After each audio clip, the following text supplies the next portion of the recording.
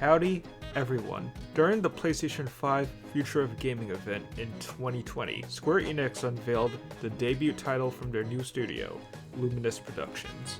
At the time, it was called Project Athia.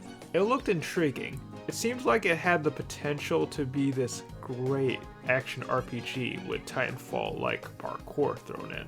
And from that point on, all hype for this title went downhill. Like, it went lower than the crypto market as of December 2022. With each trailer, the retitled Forspoken looked less and less exciting. The gameplay looked unpolished, and with every piece of marketing, the dialogue seemed more and more like something out of the MCU. So let me get this straight.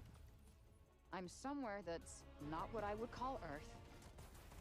I'm seeing freaking dragons, and oh yeah, I'm talking to a cuff.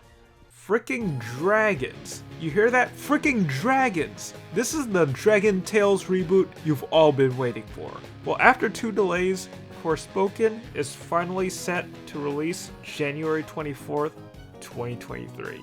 And a special surprise dropped during the 2022 Game Awards. Besides the reformed Orthodox Rabbi Bill Clinton, a demo to Forspoken was shadow dropped for anybody with a PlayStation 5. Those things are getting easier to find, right? I decided to give it a download and give the title a fair shake, because I'm still hoping that there would be a chance for this to be a sleeper hit. Square Enix tends to surprise me with their demos. They got me to bite the bullet on Final Fantasy VII Remake. They made me interested in triangle strategy, despite me never getting around to purchasing the full game, thanks Elden Ring. Oh, and Balan Wonderworld had a demo too. Square Enix helped me save $60. Yuji Naka, what the So how is the Forspoken demo? The title screen pops up. The music is actually pretty great. Shout out to Bear McCreary. You have a badass first name. I get a super quick pitch of what the premise is. This is what you call an isekai. A human from New York travels to an unknown land, meets a bunch of people, and apparently becomes the chosen one to save the world from a group of monsters. That is also the premise of the Super Mario Bros. Movie. Forspoken is ripping off an Italian man. That is confirmed.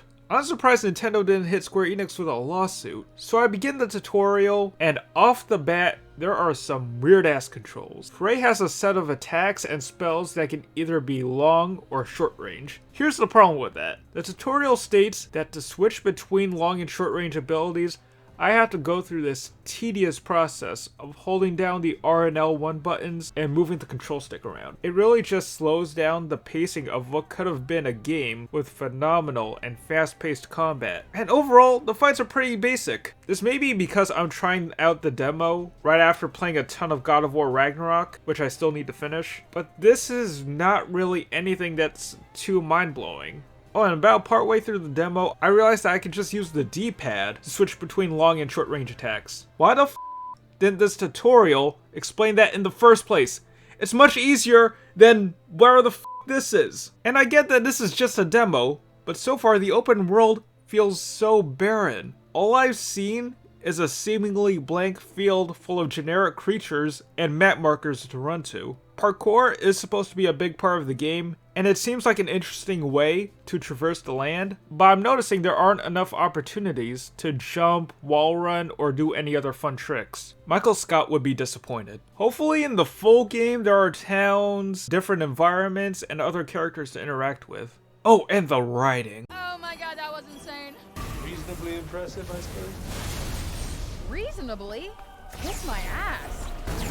Just gonna come out and say this. I am now a major league badass. When I started off the demo, I did not mind the banter between Frey and the Cuff all too much. But by the end of this 50-minute experience, it got more and more grating and mind-numbing to the point where I was kinda glad that this screen showed up. Overall, I have no idea what direction Luminous Productions is trying to take Forspoken. I think I'm gonna have to hold off on buying this game until it inevitably hits PlayStation Plus. I think I'm gonna hold off on buying day one releases in general. Okay, except for maybe Resident Evil 4, and Zelda, and Bill Clinton, and Hades 2. Holy f***, I can't believe Hades 2 is real.